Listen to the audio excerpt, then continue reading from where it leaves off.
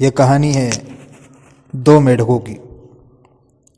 एक बार मेढकों का एक दल पानी की तलाश में जंगल में घूम रहा था। तभी अचानक समूह के दो मेढक गलती से एक गड्ढे में गिर जाते हैं। दल के दूसरे मेढक गड्ढों में अपने दोस्तों को देखकर चिंतित हो जाते हैं।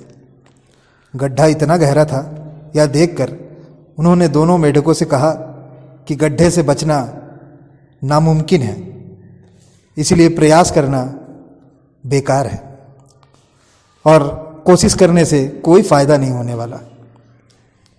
वे लगातार उन्हें हतोत्साहित करते रहे, क्योंकि दोनों मेढक गड्ढे से बार बार बाहर निकलने का प्रयास कर रहे थे, बार बार वो कूद रहे थे।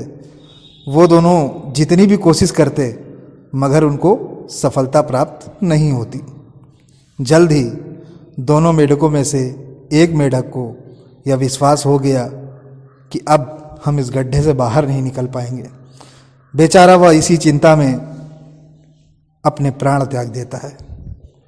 दूसरा मेढक अपनी कोशिश जारी रखता है और आखिर में इतनी ऊंची छलांग लगाता है कि वह गड्ढे से बाहर बचकर निकल आता है। अन्य मेढक ये सब देखकर चौंक जाते हैं और बड़े आश्चर्य से कहते हैं कि अरे, ये तुमने कैसे किया? मगर दोस्तों, अंतर यह था कि दूसरा मेढक बहरा था और समूह का हतोत्साह वो सुन नहीं पा रहा था। उसे लग रहा था कि लोग उसके इस छलांग लगाने पर उत्साहित कर रहे हैं, उसे खुश हो रहे हैं। तो दोस्तों, इस कहानी से हमें शिक्षा मिलती है कि दूसरों की राय आपको तभी प्रभावित करेगी जब आप उस पर विश्वास करेंगे।